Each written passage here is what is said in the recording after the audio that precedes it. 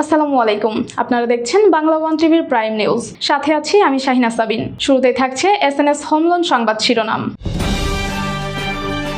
Israel ফিলিস্তিনি গোষ্ঠী চুক্তি স্বাক্ষরের পর গাজায় উচ্ছ্বাস। ইতালিতে বোরকা বা হিজাব পরলেই গুনতে হবে 4 লাখ টাকা জরিমানা। রাজধানীতে বোরকা পরে দুর্ধর্ষ চুরি, প্রায় 1.5 কোটি টাকার স্বর্ণলুট। তরুণদের রক্তদানে উৎসাহিত করতে ওসমানীনগরে ব্লাড ক্যাম্পেইন। আসাম মিশিগান চ্যাপ্টারের নতুন কমিটি ঘোষণা, নেতৃত্বে নাইম মিনহাজ।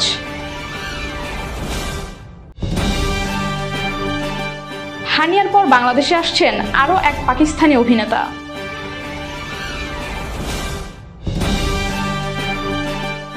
আফগানদের কাছে হারের কারণ জানালেন হৃদয়। এতক্ষণ শুনছিলেন শিরোনাম, এবার বিস্তারিত। ইসরায়েল ও ফিলিস্তিনের গাজা উপত্যকা নিয়ন্ত্রণকারী রাজনৈতিক গোষ্ঠী হামাসের যুদ্ধবিরতি প্রস্তাব সংক্রান্ত চুক্তিতে স্বাক্ষরের খবরে উচ্ছ্বাসের জোয়ার বইছে গাজায় বসবাসরত ফিলিস্তিনিদের মধ্যে। কেউ খুশিতে কাঁদছেন, হাততালি দিচ্ছেন, কেউ বাঁশি বাজাচ্ছেন, কেউ গান গাইছেন, নাচানাচি করছেন এবং চিৎকার করে বলছেন আল্লাহু আকবার। ইসরায়েলি প্রধানমন্ত্রী বেনিয়ামিন নেতানিয়াহু এই চুক্তিকে ইসরায়েলের জন্য একটি মহান দিন বলে অভিহিত করেছেন। এই চুক্তি অনুমোদনের জন্য বৃহস্পতিবার তার সরকারের একটি বৈঠক আহ্বান করেছেন। অন্যদিকে গাজায় যুদ্ধবন্ধের চুক্তিতে পৌঁছানোর কথা নিশ্চিত করেছে হামাস। শান্তি চুক্তি সই হওয়ার খবরে উচ্ছ্বাস প্রকাশ করতে দেখা গেছে গাজাবাসীকে। ইসরায়েলেও অনেকেই আনন্দ প্রকাশ করেছেন। বেশ কিছু ভিডিওতে গাজাবাসীকে যুদ্ধবিরতি চুক্তি খবরে উদযাপন করতে দেখা গেছে।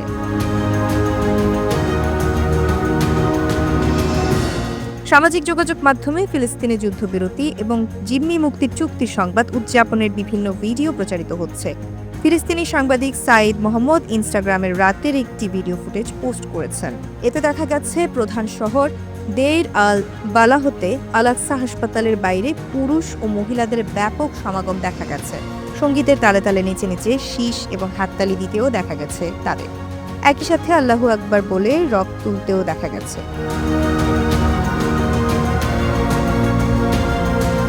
এদিকে এই শান্তি চুক্তির জন্য শুভেচ্ছা জানিয়েছেন বিশ্বের বিভিন্ন নেতা।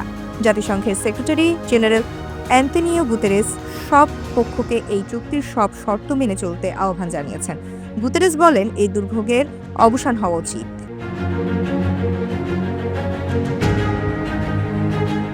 অন্যদিকে যুক্তরাজ্যের প্রধানমন্ত্রী স্যার কিয়ের স্টারমার এই শান্তি পরিকল্পনার প্রথম পর্যায়ে দুই পক্ষের একমত হওয়ার খবরে এক বিবৃতিতে এটি একটি গভীর স্বস্তিকর মুহূর্ত বলে উল্লেখ করেছেন। তিনি আরও বলেন, গাজার জন্য প্রেসিডেন্ট ট্রাম্পের শান্তি পরিকল্পনার প্রথম ধাপে একটি চুক্তিতে পৌঁছানোর সংবাদকে আমি স্বাগত জানাই।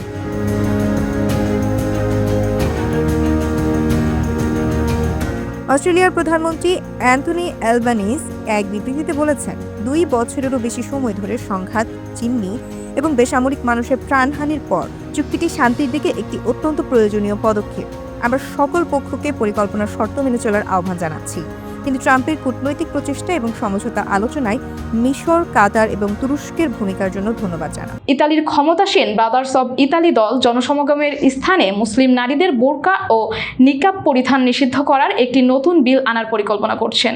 বুধবার পলিটিকো জানায়, প্রধানমন্ত্রী জর্জিয়া মেলোনির নেতৃত্বাধীন এই ডানপন্থী দলটি পদক্ষেপটিকে ইসলামিক বিচ্ছিন্নতাবাদের বিরুদ্ধে লড়াই হিসেবে ব্যাখ্যা করছেন। প্রস্তাবিত বিলটি আইন হিসেবে পাশ হলে দোকান, বিদ্যালয়, অফিস সহ সব ধরনের পাবলিক স্পেসে মুখ পুরোপুরি আবৃত রাখার পোশাক নিষিদ্ধ হবে। আইনের লঙ্ঘনকারীদের 300 ইউরো থেকে 3000 ইউরো পর্যন্ত জরিমানা গুনতে হতে পারে। বিলের অন্যতম প্রণেতা ও আইন প্রণেতা আন্দ্রেয়া দেল মাস্ট্রো বুধবার তার ফেসবুক পোস্টে বলেন, ধর্মীয় স্বাধীনতা পবিত্র, তবে এটি অবশ্যই প্রকাশ্যে আমাদের সংবিধান এবং ইতালীয় রাষ্ট্রের নীতির প্রতি পূর্ণ শ্রদ্ধা রেখে অনুশীলন করতে হবে। তিনি আরও যোগ করেন, প্রস্তাবিত এই আইনটি সরকারের বৃহত্তর বিচ্ছিন্নতাবাদ বিরোধী উদ্যোগের অংশ, যার লক্ষ্য ইতালির সামাজিক ঐক্য ও ধর্মনিরপেক্ষ কাঠামোর সংরক্ষণ করা। ব্রাদার্স অব ইতালি দলের অভিবাসন বিষয়ক প্রধান সারা কেলানি এক সংবাদ সম্মেলনে জানান, এই বিলের মূল উদ্দেশ্য হচ্ছে মসজিদগুলোর অর্থায়ন ও ধর্মীয় তহবিলের উৎসের স্বচ্ছতা নিশ্চিত করা। পাশাপাশি এটি পূর্ণ মুখাবরণ নিষিদ্ধ, জোরপূর্বক বিবাহ প্রতিরোধ এবং রাষ্ট্রের অনুমোদনবিহীন ধর্মীয় গোষ্ঠীগুলোর বিদেশি তহবিলের উৎস প্রকাশ বাধ্যতামূলক করা, এই তিনটি দিককে কেন্দ্র করে তৈরি করা হয়েছে। বোরকা হলো এমন একটি পোশাক যা একজন নারীকে মাথা থেকে পা পর্যন্ত সম্পূর্ণভাবে আচ্ছাদিত রাখে, যেখানে চোখের অংশে জালির মতো একটি আবরণ থাকে। অন্যদিকে নিকাব মুখের বেশিরভাগ অংশ ঢেকে রাখলেও চোখের চারপাশের অংশটি উন্মুক্ত থাকে। ইউরোপের বিভিন্ন দেশে পূর্বেও নিরাপত্তা ও সামাজিক সংহতির কারণ দেখিয়ে এ ধরনের পোশাকের উপর নিষেধাজ্ঞা জারি করা হয়েছে। এই প্রস্তাবের মাধ্যমে মেলোনি সরকারের লক্ষ্য স্পষ্ট, ইতালিতে ধর্মীয় পোশাক ও প্রভাবের সীমা নির্ধারণ করে তথাকথিত ইসলামিক বিচ্ছিন্নতাবাদ নিয়ন্ত্রণে আনা। তবে মানবাধিকার সংগঠনগুলো ইতিমধ্যেই আশঙ্কা প্রকাশ করেছে যে এই আইনটি ধর্মীয় স্বাধীনতার উপর নতুন বিতর্কের জন্ম দিতে পারে। রাজধানীর মালিবাগের ফরচুন শপিং মলের একটি দোকান থেকে 500 ভরি স্বর্ণ চুরির ঘটনা ঘটেছে। বুধবার দিবাগত রাতে ওই শপিং মলের শম্পা জুয়েলার্সে এই চুরির ঘটনা ঘটে। ঘটনা জানাজানির পর বৃহস্পতিবার সকালে পুলিশ এবং অপরাধ তদন্ত বিভাগের সদস্যরা ঘটনাস্থল পরিদর্শন করে প্রমাণ সংগ্রহ করেছেন। গত বুধবার রাত 3টার দিকে মৌচাকের ফরচুন শপিং মলের শম্পা জুয়েলার্স নামের একটি জুয়েলারি দোকানে দুর্ধর্ষ এই চুরির ঘটনা ঘটে। সিসি ক্যামেরায় দেখা গেছে চোর চক্রের 2 জন সদস্য বোরকা পরে এসে জুয়েলারি দোকানটির শাটারের তালা কেটে বিপুল পরিমাণ স্বর্ণ চুরি করে। শম্পা জুয়েলারির মালিকের দাবি, তার দোকানে 400 ভরির মতো স্বর্ণের জুয়েলারি সাজানো ছিল। এছাড়াও 100 ভরির মতো বন্ধকি স্বর্ণ ছিল। সেই সঙ্গে 40,000 টাকার মতো নগদ টাকা ছিল। চোর চক্র সবকিছু লুটে নিয়ে গেছে। তিনি আরও বলেন, প্রতিদিনের মতোই বুধবার রাত 9টায় আমি দোকান বন্ধ করে বাসায় যাই। এক পর্যায়ে সকালের দিকে মার্কেটের দারোয়ানের মাধ্যমে খবর পেয়ে এসে দেখি আমার দোকানে কিছুই নেই। রমনা জোনের সহকারী পুলিশ কমিশনার মাজহারুল ইসলাম বলেন, দোকান থেকে প্রায় 500 ভরি স্বর্ণ চুরি হয়েছে বলে মালিকের অভিযোগ করেছেন এবং আমরা এটি তদন্ত করছি। এর আগে গত রোববার রাজধানীর যাত্রাবাড়িতে একটি জুয়েলারি দোকানে দেয়াল কেটে প্রায় 125 ভরি স্বর্ণালংকার ও 3.25 লাখ টাকা চুরির অভিযোগ ওঠে। এ ঘটনায় মঙ্গলবার যাত্রাবাড়ি থানায় একটি মামলা করা হয়েছে। সেই সঙ্গে সিসিটিভি ফুটেজ পর্যালোচনা করে জড়িতদের শনাক্ত অভিযান চালাচ্ছে পুলিশ। তরুণ প্রজন্মকে রক্তদানে উৎসাহিত করতে বাংলাদেশ আঞ্জুমানে তালামিজে ইসলামিয়া ওসমানীনগর উপজেলা শাখার উদ্যোগে আয়োজিত হলো ব্লাড ক্যাম্পেইন 2025। এমন আয়োজন তরুণদের মানবিক কর্মকাণ্ডে সম্পৃক্ত করছে নতুনভাবে। গত বুধবার সকাল 10টা থেকে দুপুর 1টা পর্যন্ত ওসমানীনগরের তাজপুর মঙ্গলচণ্ডী নিশিকান্ত উচ্চ বিদ্যালয়ে এই কর্মসূচি অনুষ্ঠিত হয়। ক্যাম্পেইন অংশগ্রহণকারী শিক্ষার্থীদের রক্তের গ্রুপ নির্ণয় করা হয়, রক্তদানের উপকারিতা তুলে ধরা হয় এবং ভবিষ্যতে রক্তদানে উৎসাহিত করার নানান কার্যক্রম পরিচালনা করা হয়। উপজেলা তালামিজে ইসলামিয়ার সভাপতি জাকির হোসাইন ও সাধারণ সম্পাদক জুমান আহমদ জামিলের তত্ত্বাবধানে আয়োজিত এই ক্যাম্পেইন সংগঠনের অনেকেই উপস্থিত ছিলেন। আয়োজকরা জানান, রক্তদানের গুরুত্ব সম্পর্কে সচেতনতা বৃদ্ধি ও তরুণদের মানবিক কর্মকাণ্ডে যুক্ত করতেই এই ব্লাড ক্যাম্পেইনের আয়োজন করা হয়েছে। স্বাস্থ্য সচেতনামূলক উদ্যোগ হিসাবে আমরা আজকে ছাত্র সমাজের আজকে ব্লাড ক্যাম্পেইন আমরা উদ্যোগ নিয়েছি। আমরা সামনে আরও সুন্দর প্রোগ্রাম করতে চাই। এরকম ছাত্র সমাজকে নিয়ে আপনাদের সহযোগিতা কাম্য। এই ছাত্র সমাজকে একটা মেসেজ দেওয়া যে এই সমাজের প্রতি তারা দায়বদ্ধ, যে একজন মানুষ যদি অসুস্থ হয়, সেই মানুষের যদি ব্লাড লাগে, এই ব্লাডটা যেন এই ছাত্র ভাইয়েরা দিতে উৎসাহিত হয়। এটা এই ছাত্রদেরকে বোঝানো এবং তাদেরকে ব্লাড দানে এবং রক্তদানে উৎসাহিত করার জন্য আজকে আমাদের ইভেন্ট। আসাল মিশিগান চ্যাপ্টারের নতুন কমিটি গঠিত হয়েছে। ওয়ারেন সিটির আলিফ রেস্টুরেন্টে সংগঠনের সাধারণ সভা শেষে ঘোষণা করা হয় নতুন নেতৃত্বের নাম। যুক্তরাষ্ট্রের মিশিগান অঙ্গরাজ্যের ওয়ারেন সিটিতে অনুষ্ঠিত হয় alliance of south Asian American labour ASAAL Michigan চ্যাপ্টারের সাধারণ সভায় সভাপতিত্ব করেন আসাল মিশিগানের সভাপতি সৈয়দ আলী রেজা এবং পরিচালনা করেন সংগঠনের সেক্রেটারি মিনহাজ রাসেল চৌধুরী। এতে নতুন কমিটি 2026-2027 মেয়াদের সভাপতি নির্বাচিত হয়েছেন নাইম লিওন চৌধুরী, আর সাধারণ সম্পাদক হিসেবে নির্বাচিত হয়েছেন মিনহাজ রাসেল চৌধুরী। এদিকে এক্সিকিউটিভ ভাইস প্রেসিডেন্ট হিসেবে দায়িত্ব পেয়েছেন মাহবুব রাব্বি খান এবং এক্সিকিউটিভ ডাইরেক্টর হিসেবে শামীম আহসান।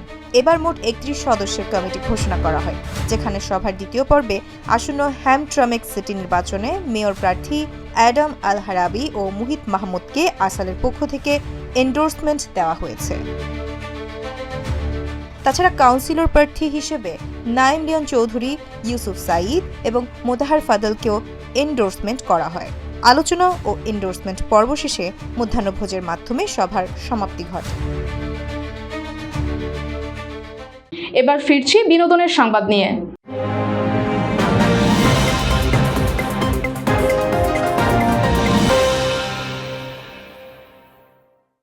গত সেপ্টেম্বরে পাকিস্তানের জনপ্রিয় অভিনেত্রী হানিয়া আমির বাংলাদেশে এসে ভক্তদের মাঝে যে উন্মাদনা সৃষ্টি করেছিলেন, এবার সেই ঢেউ আবার আসতে চলেছে। এবার সেই তালিকায় নাম লেখাতে চলেছেন আরেক জনপ্রিয় পাকিস্তানি অভিনেতা আহাদ রাজা মীর। তার আগমনের খবরে এরই মধ্যে সামাজিক যোগাযোগ মাধ্যমে ভক্ত অনুরাগীদের মধ্যে জোর আলোচনা শুরু হয়েছে। সম্প্রতি অভিনেতা আহাদ রাজা মীর নিজেই বিষয়টি নিশ্চিত করেছেন তার ইনস্টাগ্রাম স্টোরিতে। তিনি একটি স্টোরি পোস্ট করে ক্যাপশনে লিখেছেন, হে বাংলাদেশ, শিগগিরই দেখা হবে। সেই সঙ্গে জুড়ে দিয়েছেন বাংলাদেশের জাতীয় পতাকার ইমোজি। তবে অভিনেতা কবে, কখন, কোথায় এবং কী উদ্দেশ্যে বা কার আমন্ত্রণে বাংলাদেশে আসছেন সে বিষয়ে কোনো বিস্তারিত তথ্য তিনি জানাননি। পাকিস্তানি টিভি নাটকের সুবাদে বাংলাদেশের দর্শকদের কাছে আহাদ রাজা মীর বেশ পরিচিত, বিশেষ করে তার অভিনীত ব্লকবাস্টার সিরিয়াল এহেদে ওয়াফা। তার জন্য তিনি এদেশে ব্যাপক জনপ্রিয়তা লাভ করেন। 2017 সালে রোমান্টিক ড্রামা ইয়াকিন কা সফরে অভিনয় করে তিনি বিপুল পরিচিতি পান। এই চরিত্রে অভিনয়ের জন্য তিনি সেরা অভিনেতা হিসেবে একটি লাক্স স্টাইল অ্যাওয়ার্ডও জিতেছিলেন। তার উল্লেখযোগ্য কাজের মধ্যে রয়েছে আঙ্গন, ইয়ে দিল মেরা এবং সাম্প্রতিক হিট ড্রামা সিরিয়াল মিম সে মোহাব্বত। এছাড়া ধুপকি দিওয়ার নামেরও একটি ওয়েব সিরিজেও তিনি কাজ করেছেন। পাকিস্তানি কাজের পাশাপাশি এই অভিনেতা আন্তর্জাতিক অঙ্গনেও নিজের মেধা স্বাক্ষর রেখেছেন। শেষ করছি খেলার সংবাদ দিয়ে।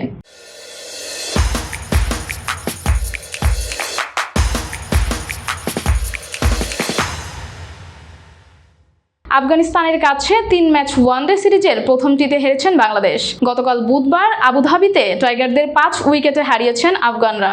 ম্যাচ হারের পর আর কিছু রানের আক্ষেপ ঝরে ওঠে তাওহিদ হৃদয়ের কণ্ঠে। ম্যাচ পরবর্তী সংবাদ সম্মেলনে হৃদয় বলেন, আমাদের 40-50 রান কম হয়েছিল। যদি এই রানটা তুলতে পারতাম তাহলে ম্যাচের চিত্রটা ভিন্ন হতো। উইকেটটা খুব সহজ ছিল না, বোলারদের জন্য সহায়ক ছিল। বোলাররা যথেষ্ট ভালো করেছে। আমার মনে হয় ব্যাটিংয়েই আমরা পিছিয়ে গেছি। তিনি আরও বলেন, পেশাদার ক্রিকেটার হিসেবে যত দ্রুত সম্ভব মানিয়ে নিতে হয়। আমরা ব্যাটসম্যানরা ব্যর্থ হয়েছি, কারণ 50 ওভারের ম্যাচে পুরো ইনিংস খেলতে পারিনি। এদিকে আফগানদের হোয়াইট ওয়াশের পর অনেকটাই আত্মবিশ্বাসী ছিলেন টাইগাররা। তবে তা সত্ত্বেও প্রথম ম্যাচে পরাজয়ের মুখ দেখতে হলো তাদের। সিরিজ জিততে এখন বাকি 2 ম্যাচ জিততে হবে।